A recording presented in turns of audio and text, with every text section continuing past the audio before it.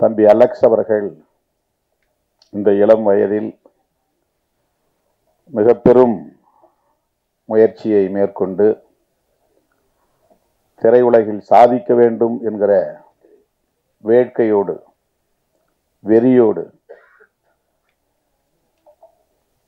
பணியாற்றி இன்றைக்கு ஒரு திரைப்படத்தை வெளியிட இருக்கிறார். வருகிற செப்டம்பர் 20 இந்த படம் திரைக்கு வருகிறது. உலகம் முழுவதும் வர இருக்கிறது. தோற்றத்தில் அவர் ஒரு பள்ளி மாணவனை போல் இருக்கிறார். கல்லூரி மாணவனை போல் கூட அல்ல. என்னை முதலாக அவர் வந்து சந்தித்த போது நான் அதிர்ச்சியில் என்ன படிக்கிறாய் என்று தான் நான் கேட்டேன். யார் இயக்குனர் என்று கேட்டேன். நான் தான் என்று சொன்னார். இதற்கு முன்பு யாரிடமாவது துணை இயக்குனராக அல்லது இணை இயக்குனராக பணியாற்றிய அனுபவம் உண்டா என்று கேட்டேன். இல்லை என்று சொன்னார்.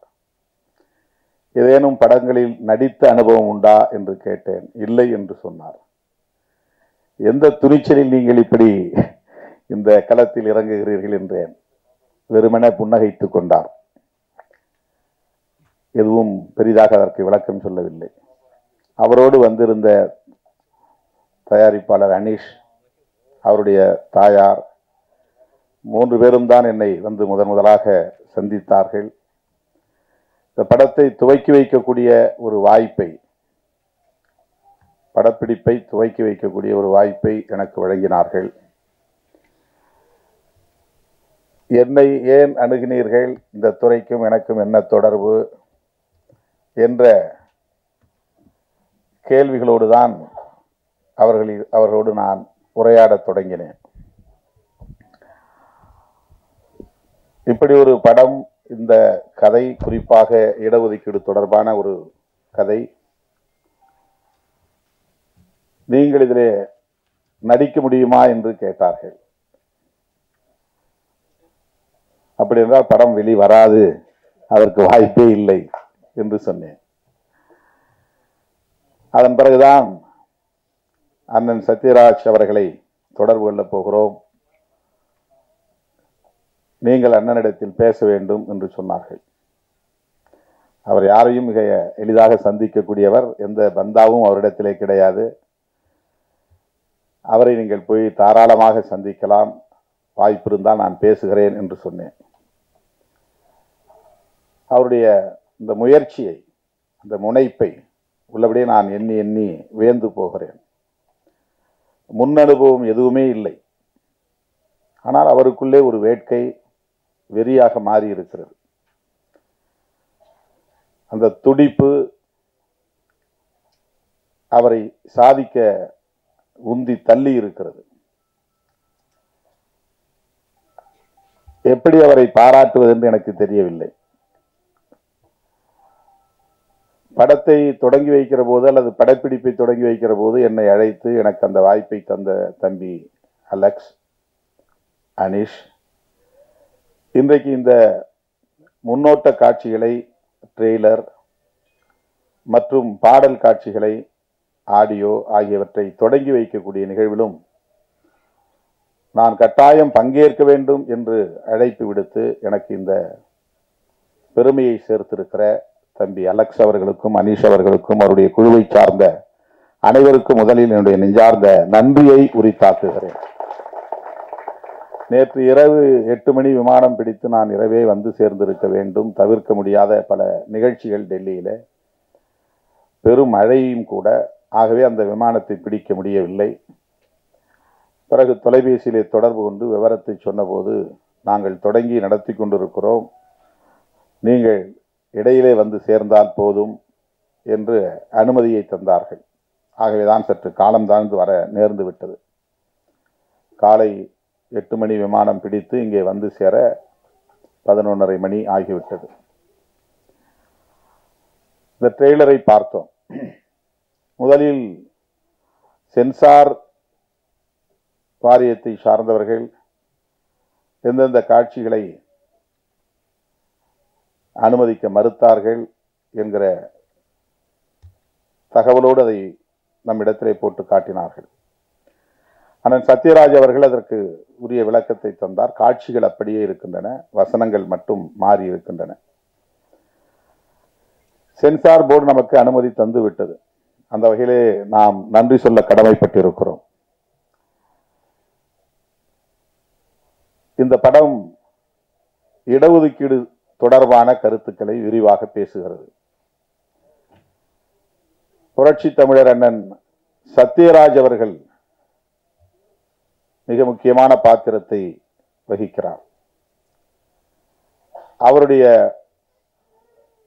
வசனங்கள் மிக இயல்பானவை, எந்த செயற்கைத்தனமும் அவரிடத்திலே இருக்காது.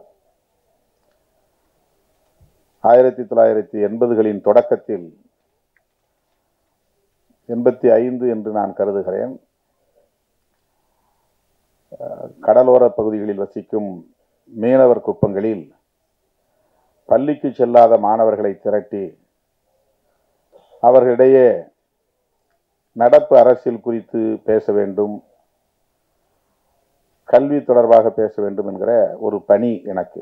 நான் MA கிரிமினாலஜி முடித்த பிறகு சட்டம் பயிலுவதற்காக விண்ணப்பித்துவிட்டு காத்திருந்த ஓரிரு மாத இடைவெளியில்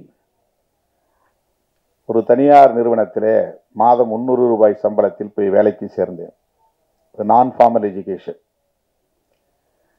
சும்மா ட்ராப் அவுட்ஸ் சில்ட்ரன், பள்ளிக்கு போகாமல் 8ஆவதோட 10ஆவதோட நின்றுட்டு வீட்டில் திரிஞ்சிட்டு இருக்கிற பையங்களை கூப்பிட்டு வச்சு அவங்களோட பேசணும். அதுதான் இந்த ஜாப். அப்போ நான் சண்முகம் பிள்ளை தெரு, அம்பேத்கர் பாலம் பக்கத்தில்,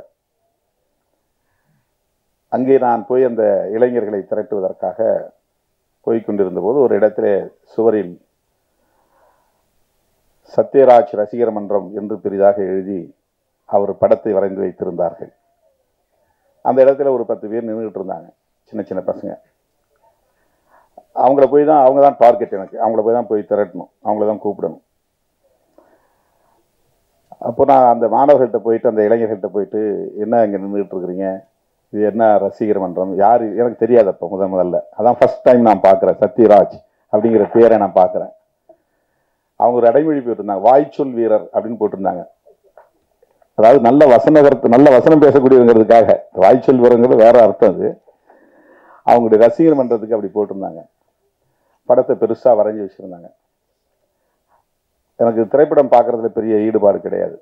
அப்போது எனக்கு அது தெரியல. அவங்கள்ட்ட கேட்டப்ப, என்ன நீங்கள் இவரு யாருன்னு கேட்டீங்க அப்படின்னு அவங்க கோவப்பட்டாங்க. அந்த பையன், என்ன இவரை போய் யாருன்னு கேட்டீங்க, நாங்களாம் அவருடைய ரசிகர்கள் அப்படின்னு. அந்த தம்பிக்கு தான் அப்புறம் போய் நான் ஒரு காந்தி மன்றம்னு ஒன்று இருக்குது, அந்த இடத்துல உட்கார வச்சு எல்லாத்தையும் பேசிகிட்டு இருக்கும்போது இந்த இளைஞர்கள் சொல்லி தான் எனக்கு அண்ணன் சத்யராஜ் அவர்கள் அறிமுகம். அவரை பற்றி அறிந்து கொள்வதற்கான எனக்கு ஒரு வாய்ப்பு கிடைச்சிது. அவர் திரைப்படத்துக்குள்ள நுழைஞ்ச பிறகு இந்த திரைப்படம் எவ்வளவு இலகுவாக சாதாரண மக்களிடத்தில் போய் சேர்ந்தது. திரைப்படங்கள், இந்த பேசுகிற வசனங்கள், அண்ணனுக்குன்னு ஒரு தனி சிறப்பு உண்டு. எந்த காட்சியும் எவ்வளவு இலகுவாக கையாளக்கூடியவர். அது பெரிய ரிஸ்கே இருக்காது, அதுக்கு எந்த பந்தாவும் இருக்காது. இந்த வசனம் பேசுறத இப்போ கூட பாருங்க, அந்த ப்ரொஃபஸர் இங்கிலீஷில் பேசிகிட்டே இருப்பார், அந்த மேனேஜர், அந்த காலேஜ் தாளாளர், கரஸ்பாண்டன்ட் பேசிகிட்டு இருப்பார். ரொம்ப சாதாரணமாக அவரை பேசிட்டு போவார், நான் சொல்கிறது தான் நீ கேட்கணும் அப்படின்ட்டு. அப்படிப்பட்ட ஒரு ஆளுமையை இந்த படத்தில் கதாநாயக பாத்திரத்தில் வைத்து தம்பி அலெக்ஸ் அவர்கள் முதல் படத்திலேயே ஒரு பெரிய ஆளுமையை இயக்கியிருக்கிறார். அது அலெக்ஸுக்கு கிடைத்திருக்கிற மிகப்பெரிய வாய்ப்பு. இது சாதாரணமான விஷயம் இல்லை. அண்ணன் முத்தரசன் அவர்களும் சொன்னார், தம்பி பார்க்கறது சின்ன பையன் மாதிரி இருக்கிறான், இந்த பையனை பார்த்துட்டு சில பேர் டைரக்டர் யாரு, அவருக்கு என்ன பேக்ரவுண்டு, அவர் எத்தனை படங்கள் பண்ணியிருக்கிறாரு, எவ்வளவு படங்கள் ஓடி இருக்கு, என்ன கமர்ஷியலாக அதில் என்ன ப்ராஃபிட் கிடைச்சிருக்கு, அப்படிலாம் பார்த்து தான் ஒப்புதல் கொடுப்பாங்க. வருமானம் முக்கியம் இல்லை, அதுக்கு பேரு முக்கியம்னு நினைப்பாங்க. இப்போ தம்பி அலெக்ஸ் போய் கதையை சொல்லும்போது எப்படி அந்த தம்பியை பார்த்து அவர் ஒத்துக்கிட்டார் அப்படின்னா, அந்த கதையில் இருக்கிற கரு தான் முக்கியம், கண்டென்ட். அந்த சத்யராஜ் அவர்கள் உடனடியாக அதற்கு உடன்பட்டதற்கு அலெக்ஸ் என்கிற அந்த இளம் தம்பியின் தோற்றம் முக்கியம் அல்ல, அவருடைய ஆற்றல் முக்கியம் அல்ல, அவர் எப்படி படம் இயக்குவார், எப்படி அந்த படத்தை கொண்டு போய் ஸ்க்ரீன் பண்ண போகிறாரு, டிஸ்ட்ரிபியூட் பண்ணுவார், அது எந்த அளவுக்கு அதுக்கு வந்து மார்க்கெட்டிங் இருக்கும், நம்மளை எந்த அளவுக்கு அவங்க ப்ரொஜெக்ட் பண்ணுவாங்க, முன்னிறுத்துவாங்க, அதெல்லாம் அவர் கணக்கு பார்க்கல. அந்த படத்தில் சொல்லப்படக்கூடிய கரு,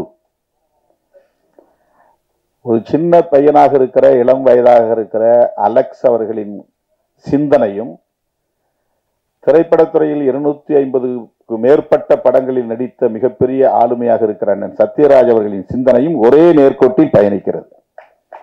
அதுதான் அங்க முக்கியமானது. ஒரே நேர்கோட்டில், ஒரே புள்ளியில் இணைகிறது. கல்வி ஒவ்வொருவருக்குமான பிறப்புரிமை என்கிற டைட்டிலோடு இந்த படம், கல்வி ஒவ்வொருவரின் பிறப்புரிமை, அதுலதான் இன்னைக்கு கை வைக்கிறார்கள். சமூகத்தில் மாற்றம் நிகழ்ந்து வருகிறது, முற்போக்கான மாற்றம் நிகழ்ந்து வருகிறது. எளிய மக்கள் வலிமை பெற்று வருகிறார்கள், வஞ்சிக்கப்பட்டவர்கள் வலிமை பெற்று வருகிறார்கள். காலம் காலமாக கல்வி மறுக்கப்பட்ட சமூக பிரிவினர் கல்வியை பெறுகிறார்கள். அதுதான் இன்னைக்கு சோசியல் சேஞ்ச் என்கிற சமூக மாற்றத்திற்கான புள்ளி.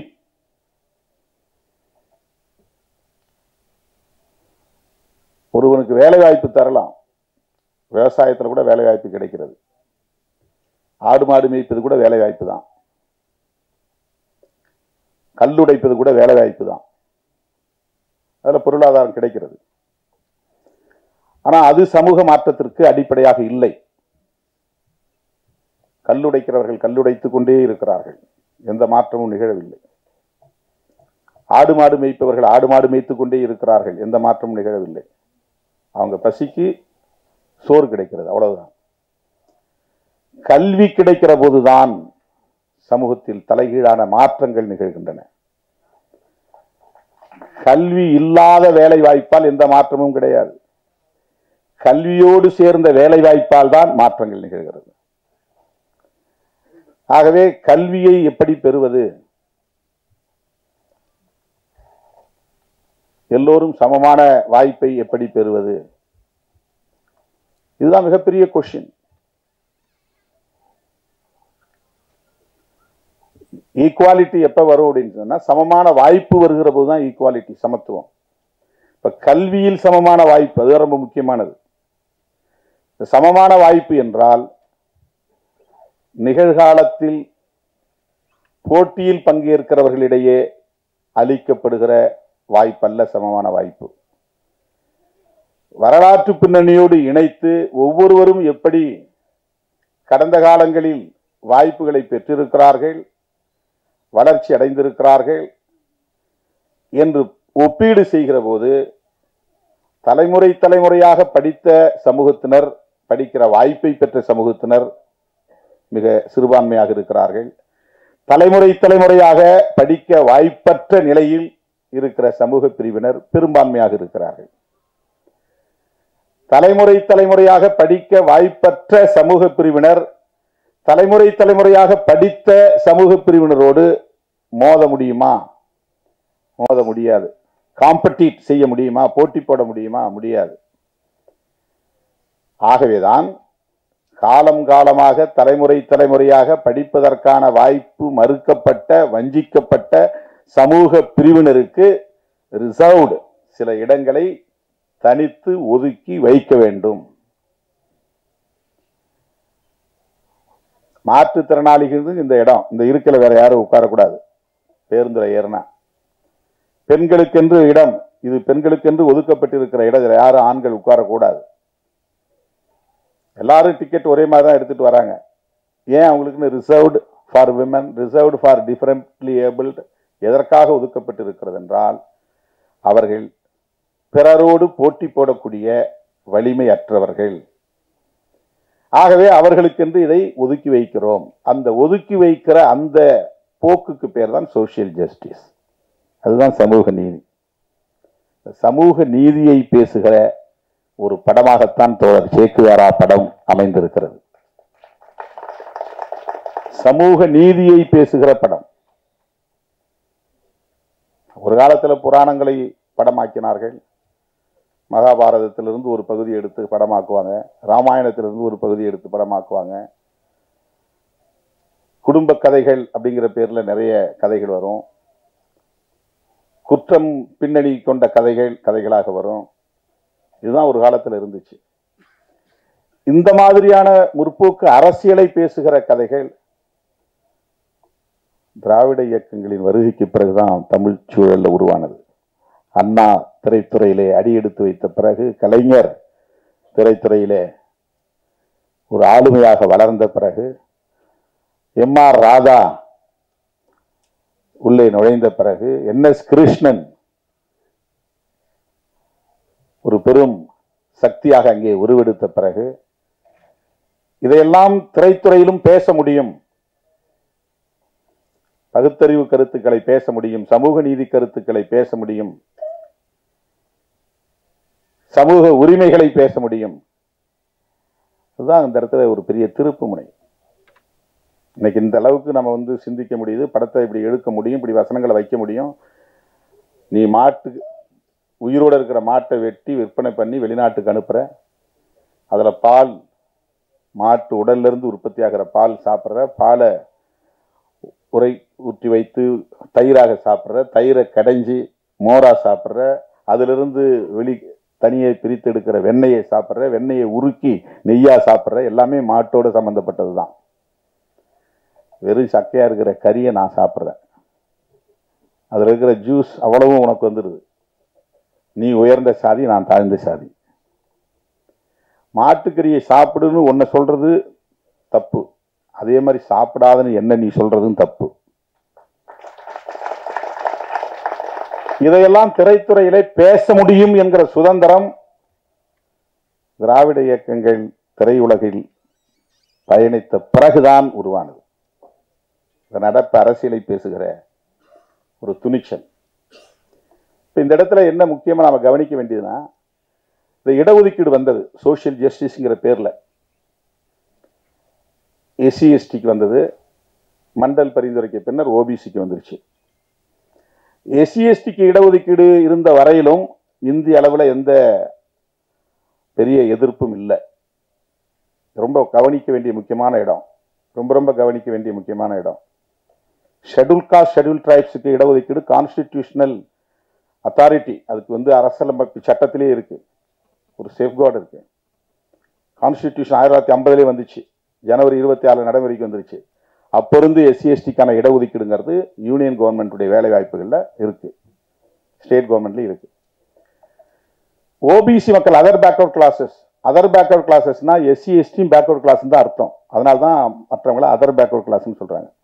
சோசியலி எஜுகேஷனலி பேக்வர்ட் கிளாஸஸ் யாரு? எஸ்சி எஸ்டி ஓபிசி எல்லாம் சேர்ந்து. மொத்தத்துக்கு கான்ஸ்டிடியூஷன்ல இதுதான் வார்த்தை, SEBC, socially educationally backward classes. அதுதான் கான்ஸ்டிடியூஷன்ல அம்பேத்கர் எழுதியிருக்கிற வரிகள், வார்த்தைகள். இது யாரையெல்லாம் குறிக்கும்னா எஸ்சி எஸ்டி ஓபிசி எல்லோரையும் குறிக்கும், மைனாரிட்டிஸ் அவ்வளவு பேரையும் குறிக்கிற சொற்கள் அது. இப்போ ஓபிசிக்கு இடஒதுக்கீடு இல்லை, அம்பேத்கர் சொன்னார், அதுக்குன்னு தனியாக ஒரு கமிஷன் போடுங்க, அந்த கமிஷன் ஒரு ரிப்போர்ட் கொடுக்கட்டும், அந்த ரிப்போர்ட் அடிப்படையில் அவங்களுக்கு இடஒதுக்கீடு பிற்காலத்தில் தரணும். அதுதான் ஜவஹர்லால் நேருக்கும் அம்பேத்கருக்கும் ஏற்பட்ட முரண்பாடு, மோதல். அவர் ரிசர்வேஷன் பண்றதுக்கு அது ஒரு முக்கியமான காரணம்.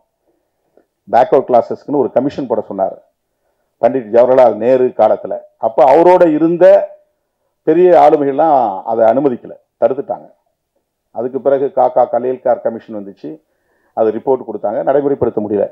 அதுக்கு பிறகு மண்டல் பேர்ல அவர் பிபி மண்டல் யாதவ், அவர் பேர்ல ஒரு கமிஷன் போட்டாங்க, அவர் ரிப்போர்ட் கொடுத்தாரு, அதை நடைமுறைப்படுத்த விடாம தடுத்துட்டாங்க. நல் வாய்ப்பா விபி சிங் பிரதமர் ஆனார். அவர் தான் அந்த பேப்பரை எடுத்தார் கையில, நான் நடைமுறைப்படுத்துவேனார்.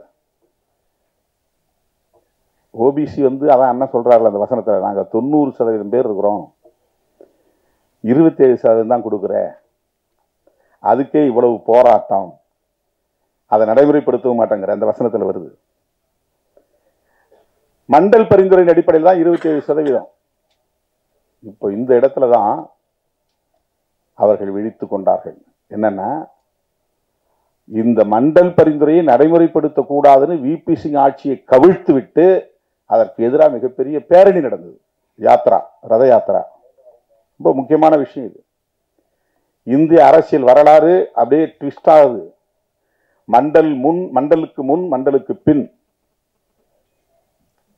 வீதிகளில் இறங்கி போராடாதவர்கள் போராட வர்றாங்க. யாருக்கு எதிரா? எஸ்சி எஸ்டிக்கு எதிரா இல்ல, ஓபிசிக்கு எதிரா. யாருக்கு எதிரா விபி சிங் ஆட்சி கவிழ்க்கப்பட்டது? எஸ்சி எஸ்டி மக்களுக்கு இடஒதுக்கீடு கொடுத்தது தப்புன்னு கவிழ்க்கப்படல, ஓபிசிக்கு. ஓபிசினா யாரு? தமிழ்நாட்டில் பிசி எம்பிசி.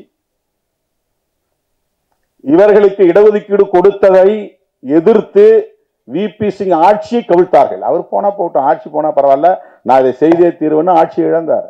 அன்னைக்கு அவர் கூட இருந்து அதற்கு ஒத்துழைத்தவர் ராம்விலாஸ் பாஸ்வான், ஒரு தலித் லீடர், அம்பேத்கர் இயக்க தலைவர். அதுக்கு பிறகுதான் தமிழ்நாட்டு இந்தியாவுக்குள்ள பிஜேபி வளர தொடங்கியது, பிஜேபி ஆட்சிக்கு வந்தது. இது வரலாற்று உண்மை, அரசியல் உண்மை. அதுக்கு பிறகுதான் அவங்க எழுச்சி பெறாங்க. அவங்க இந்த இடஒதுக்கீடு வரக்கூடாதுங்கிறதுக்காக, நடைமுறைப்படுத்தக்கூடாதுங்கிறது என்னென்ன வழிமுறைகள் செய்யணுமோ அவ்வளவும் பண்றாங்க. இப்ப ஜுடிஷியரியும் பயன்படுத்தி கிரிமி லேயர் கொண்டு வந்தாங்க. ஓபிசிக்கு கிரிமி லேயர் கொண்டு வந்தாங்க. மண்டல் பரிந்துரையில் கிரிமி லேயர் கிடையாது. கிரிமி லேயர்னா என்ன அர்த்தம் தெரியுமா? ரொம்ப முக்கியமான ஒரு செய்தி நான் பதிவு பண்ண விரும்புறேன். நேற்று தான் நான் 2 தம்பிகளை அழைச்சிட்டு போனேன் ராம்தாஸ் அத்வாலே கிட்ட. அந்த 2 தம்பிகளும் தமிழ்நாட்டில் இருந்து வந்தவங்க. அவங்க 2 பேரும் என்னன்னா பிரிலிமினரி பாஸ் பண்ணாங்க ஐஏஎஸ்க்கு, அடுத்து மெயின் பாஸ் பண்ணாங்க, அப்புறம் இன்டர்வியூ பாஸ் பண்ணாங்க. இது எவ்வளோ பெரிய கடினமான போராட்டங்கிறது தெரியும். முதல்ல நுழைவுத் தேர்வு பிரிலிமினரி பாஸ் பண்ணணும், அதுக்கப்புறம் மெயின் பாஸ் பண்ணணும், அதுக்கப்புறம் இன்டர்வியூ பாஸ் பண்ணணும். ஒவ்வொரு இடத்தையும் ஃபில்டர் பண்ணிடுவாங்க. இதை 3ஐயும் பாஸ் பண்ணி ஐஏஎஸ் ஆயிட்டான். ஆனால் கிரிமி லேயர் அங்கே இடிக்குது, உனக்கு முடியாதான்றான், வெளியே தள்ளி விட்டான். என்னடானா அவங்க அம்மா ஏதோ ஒரு கிளர்க்காக ஒர்க் பண்ணுறாங்களாம். அவங்களுக்கு ஆனுவல் இன்கம் 10 லட்ச ரூபா வருதான். கிரிமி லேயர் என்னன்னா 8 லட்சத்துக்கு மேலே ஒருத்தருக்கு ஆண்டு வருமானம் இருந்தால் அவனுக்கு இடஒதுக்கீடு இல்லை. இதுதான் கிரிமி லேயர். இவ்வளவு பெரிய ஆபத்து இருக்கு. நம்மெல்லாம் இடஒதுக்கீடு எல்லாம் கோட்டான்னு சொல்றோம். இந்த கிரிமி லேயர் வச்சது யார்? நம்ம இந்த சென்சார் போர்டில் ஆள் வச்சதுக்கு கோவப்படுறோம்ல, அதுதான் கிரிமி லேயர் வச்சவங்க தான் அங்கே சென்சார் போர்டில் உட்காந்துக்கிறாங்க. ஏன்னா தம்பி வந்தவனே என்று சொன்னார், இந்த படத்தை சென்சாரே பண்ண முடியாதுன்னு தூக்கி போட்டாங்கன்னு பதறிட்டு வந்தாங்க அலெக்ஸும் அனீஷும்.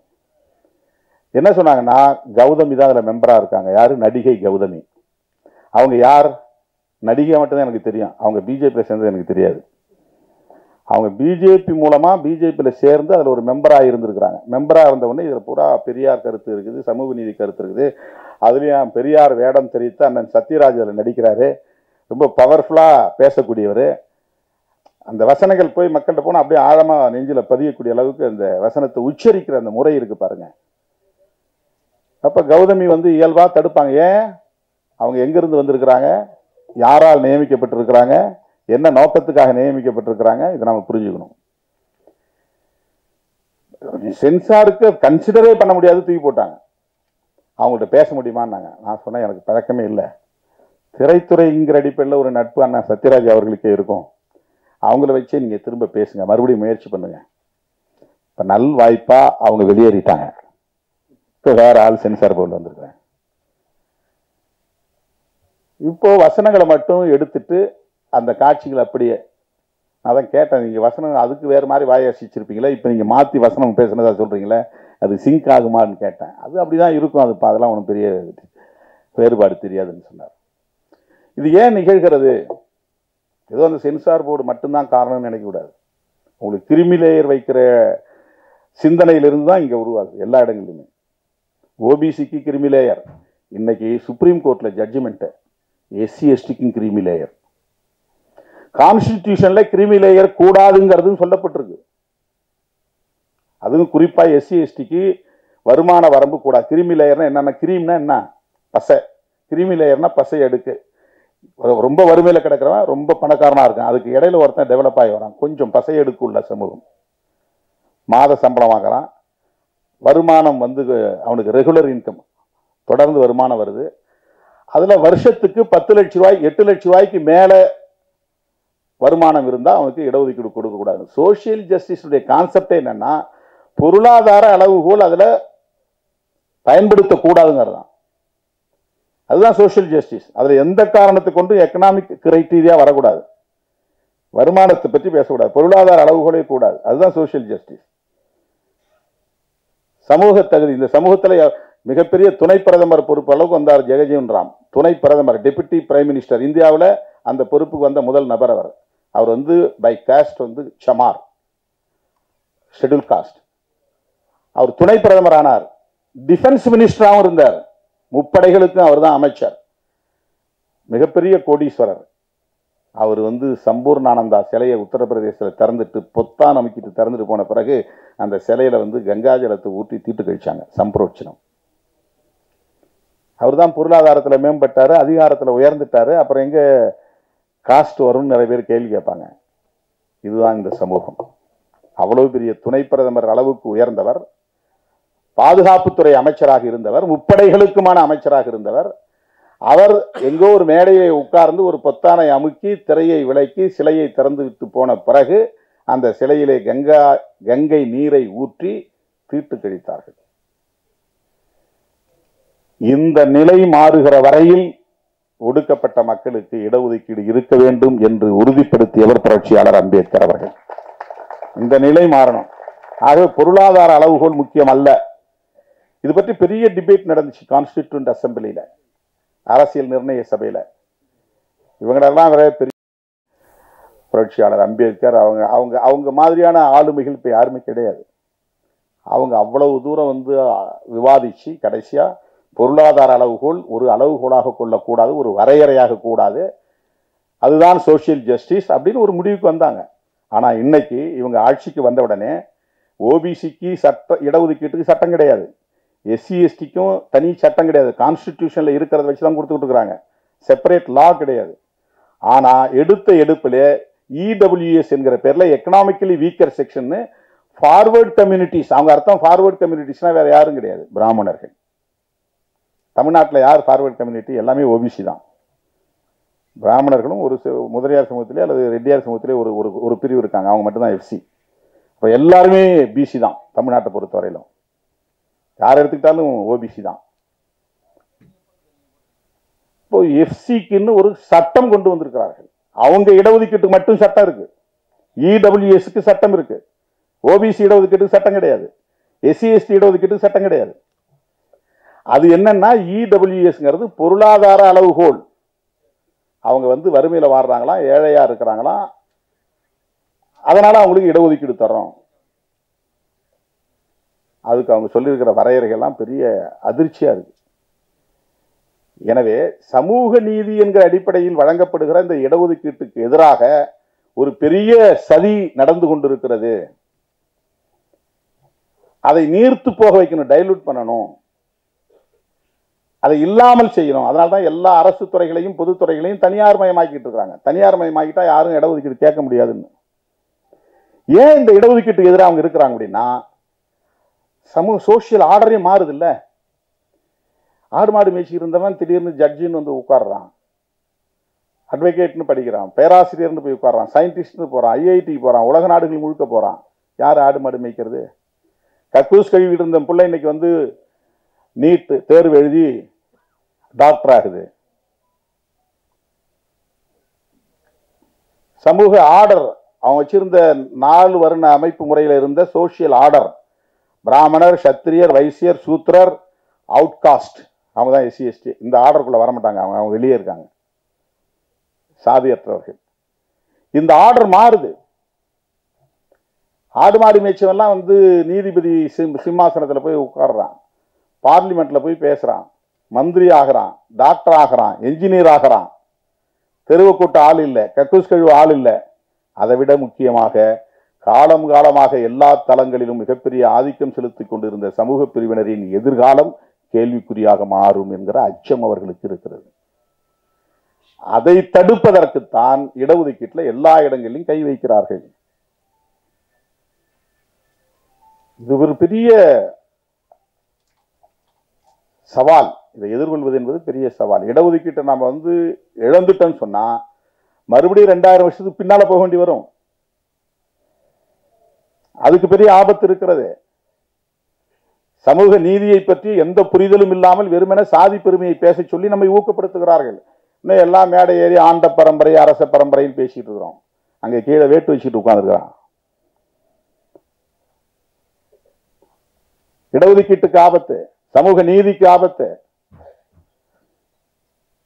ஓபிசிங்கிற ஒரு கன்சாலிடேஷன், ஒரு ஒருங்கிணைந்த சக்தி உருவாயிடக்கூடாது. ஒவ்வொருத்தரும் தனித்தனி சாதிகளா உடைக்கிறார்கள். இந்த சப் கேட்டகரைசேஷன் அது என்னன்னா, இடஒதுக்கீடு பெறக்கூடியவங்கலாம் தனித்தனி ஒரே. இப்போ தமிழ்நாட்டில் மொத்தம் 76 சாதிகள் இருக்கு ஷெட்யூல்டு காஸ்ட்ங்கிறதுல. அட்டவணை சாதிகள், அட்டவணைப்படுத்தப்பட்ட சாதி. ஓபிசி அட்டவணைப்படுத்தப்பட்டிருக்கு. ஆனால் முதல்ல இது வந்ததுனால இதுக்கு அந்த பேர் வந்துருச்சு, அட்டவணைப்படுத்தப்பட்ட சமூக பிரிவினர். அவ்வளவுதான், சாதி இல்லை. அது எஸ்சிங்கிறது சாதி கிடையாது. 76 சாதிகள். 76 சாதிகளை வந்து அவங்க சப் கேட்டகரைஸ் பண்ண சொல்றான்.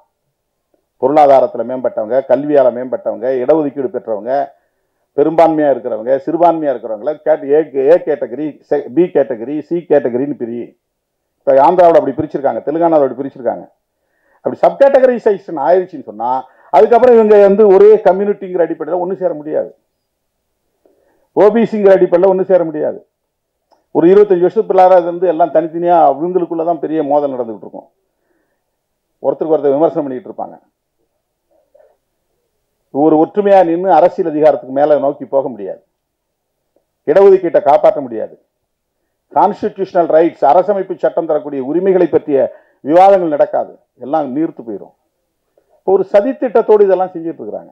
ஜுடிஷியரியை பயன்படுத்துறாங்க, சென்சார் போர்டை பயன்படுத்துறாங்க, டிஓபிடின்னு ஒரு தனி டிபார்ட்மெண்ட் இருக்கு, அதை பயன்படுத்துறாங்க. அதுல நிறைய அபிஷியல் மெமோரண்டம் போட்டாங்க. அதெல்லாம் வந்து இடஒதுக்கீட்டை நடைமுறைப்படுத்தவே கூடாதுங்கிற அடிப்படையில் போடப்பட்ட மெமோரண்டம்ஸ். அதெல்லாம் என்ன இருக்கு, 6 மெமோரண்டம்ஸ் இருக்கு. நம்ம அதை பற்றியெல்லாம் பெருசா யாரும் விவாதிக்கிறது கிடையாது. கண்டதை பேசிட்டு இருக்கிறோம், சாதி பெருமையை பேசிட்டு உட்கார்ந்துருக்கிறோம். ஆனா மிகப்பெரிய அளவில் இதற்கு எதிரான சதி முயற்சிகள் நடந்து கொண்டிருக்கின்றன. இந்த சூழலில் கல்வி ஒவ்வொருவரின் பிறப்புரிமை, அதுல கை வைக்கக்கூடாது. நேஷனல் எஜுகேஷன் பாலிசின்னு ஒரு பாலிசி கொண்டு வராங்க. மாநில அரசுகள் பாடத்திட்டத்தை உருவாக்கக்கூடாது, கல்வி திட்டத்தை உருவாக்கக்கூடாது, கல்வி கொள்கையை உருவாக்கக்கூடாது. நாங்க உருவாக்கி தரோம், நீ உன்னுடைய மண்ணின் வாசனைக்கு ஏற்ப நீ கல்விக் கொள்கையை உருவாக்கக்கூடாது. நீ கல்விக் கொள்கையை உருவாக்குனா பெரியார பாடத்திட்டத்தில் கொண்டாந்து வைப்ப, உள்ளூர்ல யார் யார் மொழிப்போர் தியாகிகளோ அவனை பாடத்திட்டத்தை கொண்டாந்து வைப்ப, இந்த உள்ளூர்ல ஒவ்வொரு சமூகத்தின் விடுதலைக்காக பாடுபட்டவங்களை எல்லாம் ஒரு ஆளுமையா காட்டுவேன். நேஷனல் எஜுகேஷன் பாலிசி வந்து அதெல்லாம் போயிடும். அவங்க தான் அதை தீர்மானிப்பாங்க. சயின்ஸா அவன் தீர்மானிப்பான், ஹிஸ்டரியா அவன் தீர்மானிப்பான். மொழி கட்டாயமா 3 மொழிகள் வேணும். நீ உன் மொழியை நீ படிச்சுக்கோ, ஆனா கம்பல்சரியா வந்து ஹிந்தி படிக்கணும், இங்கிலீஷும் படிக்கணும். இதெல்லாம் நேஷனல் எஜுகேஷன் பாலிசி. இதுக்கெல்லாம் ஒரு நோக்கம் இருக்கு. ஓபிசியை டைலூட் பண்ணணும், மாநில அதிகாரத்தை டைலூட் பண்ணணும், மாநில உரிமைகள் மொழி அடிப்படையில் உருவாயிடக்கூடாது, ஒரு தனி தேசிய இனமாக வளர்ந்துடக்கூடாது. தனி தேசிய இனம் தமிழ் தேசியம் பேசுற மாதிரி நாளைக்கு தெலுங்கு தேசியம் பேசுவான், மலையாள தேசியம் பேசுவான், கன்னட தேசியம் பேசுவான். இவன் விரும்புகிற ஒரு ஒருங்கிணைந்த இந்தியா, அவன் விரும்புகிற இந்தியாவை அவனால் உருவாக்க முடியாது. எல்லாம் சிதறி போயிடும்.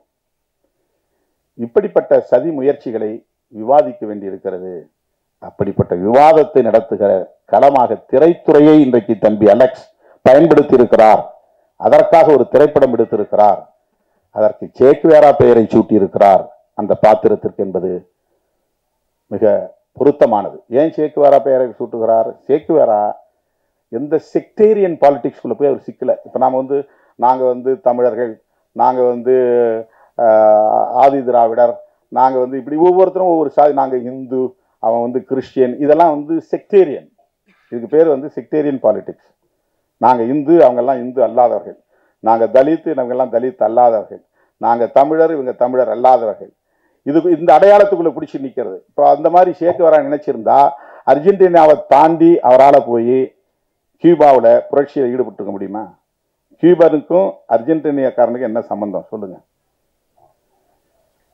அவனுக்கு சர்வதேச பார்வை அந்த இளம் வயதிலேயே. ஒரு டாக்டரா படிச்சு ஒரு பிசிசியனா தொழிலுக்கு போனவன், அவனுக்குள்ள எவ்வளவு பெரிய வேட்கை இருந்திருக்கு பாருங்க. ஆன்டி இம்பீரியலிஸ்ட், ஏகாதிபத்திய எதிர்ப்பு போராளி.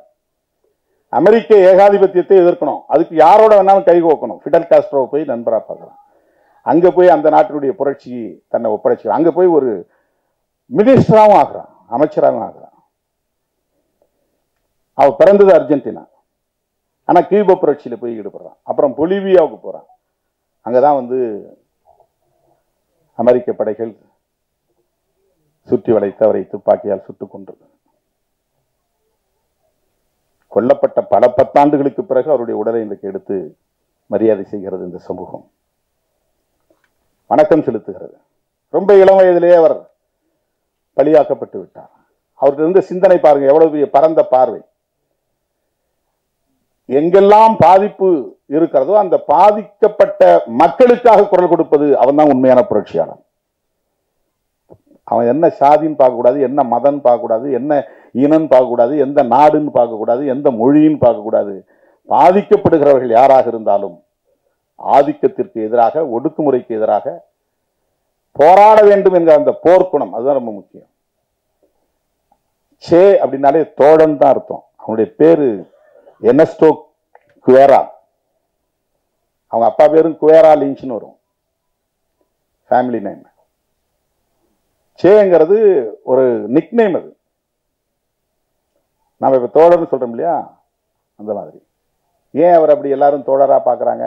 மொழியை கடந்து, இனத்தை கடந்து, தேச வரம்பை கடந்து, எல்லைகளை கடந்து